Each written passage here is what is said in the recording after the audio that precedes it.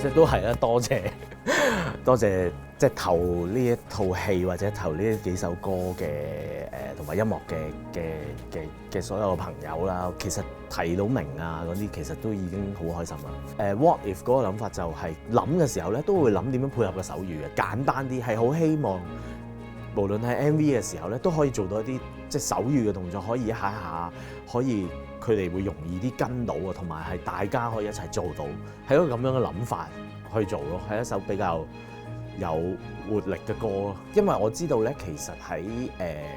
即係聾人嘅社群，對於呢首歌，無論嘅 MV 啊各方面，對於佢嚟講咧係幾大嘅一個鼓勵啊！人哋真係會因為呢樣嘢認識到手語啊！我談啲冷場嘅話咧，睇完優先場啦，我見佢哋嗰啲 MC 嘅 fans 咧非常之